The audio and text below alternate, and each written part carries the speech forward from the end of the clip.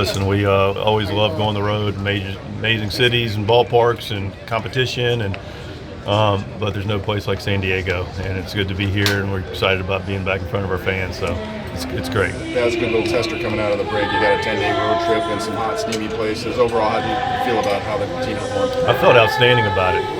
Listen, I don't know if it's the absolute recipe. You go 500 on the road, and whatever. But you play 500 baseball on the road, you feel pretty good about it.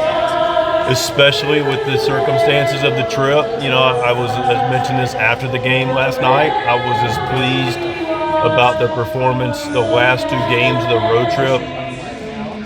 And it's just more confirmation, but it's also good to see that our players, man, our guys absolutely balled out, man. They brought it. They were able to show up in some real tough circumstances, in a long road trip.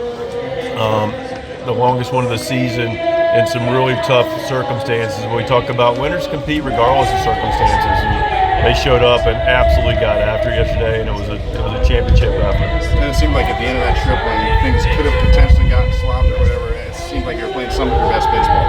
That's right, and that's an excellent point, and that is the point. It could have gotten a little sideways. It could have gone, hey, let's just get back to San Diego. Let's just get out of here. No, we're getting out of here winning some games.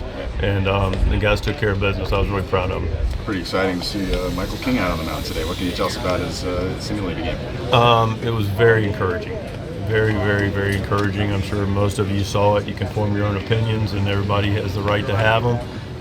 You're asking me mine. I was extremely encouraged by it. It looked like Michael. We don't want to get too far down the road, but we are getting down the road. And the end of the road is back pitching for the Padres.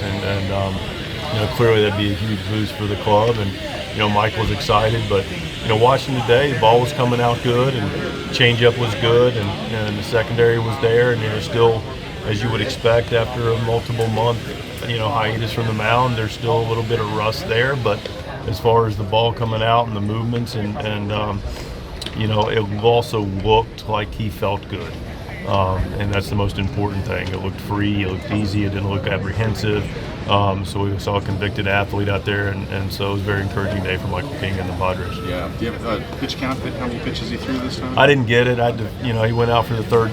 We wanted to get 3 ups with him today, and I had other obligation to come in right when he started the 3rd up, and I've been busy till now, so I don't know the exact number, but it was in a controlled environment, so I'm sure it was him and Ruben wanted.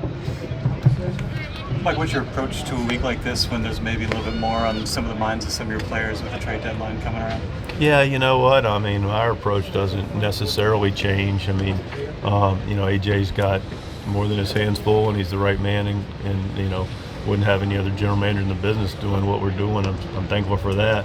As far as the players go, it's really just about business as usual, showing up, making sure everybody's positive and prepared, and enjoying the competition and being together. There's nobody that I'm aware of. there's a lot of stuff. I don't know how much, but my guess there's a lot of stuff out there for players, and he's going there, and the fact of the matter is, after doing this a long time, and our players especially know that a high percentage is completely unfounded and has not a lot of merit behind it.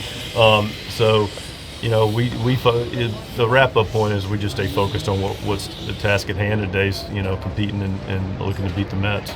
So what would you expect to see from Dylan Cease tonight? Dylan's best version of himself. Dylan's been good. It's hard to say because he hasn't had as many results. We haven't scored for Dylan a ton. There's been 1 or 2 swings or situations that have bit him, and led to a number that, after 5 or 6 innings, he's sitting at 3 or 4 runs. And we just hadn't been able to, score 5 or 6, which would, help the cause. But I thought Dylan's stuff's been good. There's been multiple times, in the last several outings that I look up and he's been efficient. I go, okay. Because at least for me, I'm always kind of gauging where he's at and where the game's going. And I'm starting thinking, oh, man, this guy's got 7 tonight. This guy's got 8 tonight. Heck, this guy's got no hit stuff tonight. And we're in the 3rd, no hit. And then you look up in the 5th and, a base hit or something happens, and then the guy puts a homer for, hits a 2-run homer, and it's like, the calculus changes. But, I feel good about the way the ball's coming out overall. You've seen Manny carry this team different stretches this season. What have you seen from him recently, especially that last stretch in St. Louis? Yeah, I've just seen Manny just take what the game gives him. Manny's just been so consistent in his. I mean, he's got such a beautiful swing. It starts there. He's got such a repeatable swing as we continue to celebrate the milestones that are Manny Machado and be able to look and reflect on his career, look at some of the highlights. You look and you go, yep, that swing looks right. That's the same swing. That's the same swing. That's the same swing. You know, and so he's got such a nice, simple approach with this swing. He's got a good mental approach to it, and he's just getting balls on the plate and he's using the whole field, and that's really a recipe for a guy that's got exceptional talent. Is Mike right here to start tomorrow? We'll announce that after the game. Mike, is there any concerns for Darvish? Is any physical concerns? No, I mean, there are physical concerns. We would address them. We would do something to give him a little bit of a breather. But you know, we're going to be intentional about taking an extra day when we can get it for him or not. That's just, you know, we're really smart about that. It also helps some other guys. So it's not Darvish in a silo. It's, you know, bigger picture. And no, I mean, he's recovering well and feels good, and you know, looking forward to take the ball soon. You say this an extra day here or there helps the other guy. Like after a trip like that one and the heat and all those guys, like does that factor into Yes. some of the decision making in the rotation? Part of the season, coming off the trip, no days off, all of that is a factor. So we're on the All-Star break, always intentional about using both sides of it to be smart and create breaks so we can have guys fresh for the final stretch.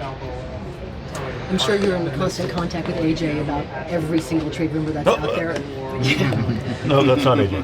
But do you expect Michael King to be your biggest post-deadline acquisition? I can't speak to that. I mean, well, I'll let you know at the end of the All-Star, end of the trade deadline. And you know, I am in contact with AJ. He's phenomenal, but I love the way we work together because, you know, I manage the club that he gives us, and I know he's working hard to always give us the best glove he can within the parameters he's been given. But yeah, I mean, Michael King comes back, whether we add and what we add, it's hard to say relative to Michael coming back, but you know, it's going to be hard to expect anything better than Michael King. I would imagine, just back to Darvish and getting the extra day, the fact that you have guys that have performed well and you can rely on plays a role in that as well, that you can go to those options? Absolutely. I mean, it's a performance-based deal, and it's always the case, and it doesn't really waver in April or May, but it's clearly the case, you know, as we start to get into July, early August. So, you know, having guys that have been able to come up and confidently compete is definitely a part of the calculus as well.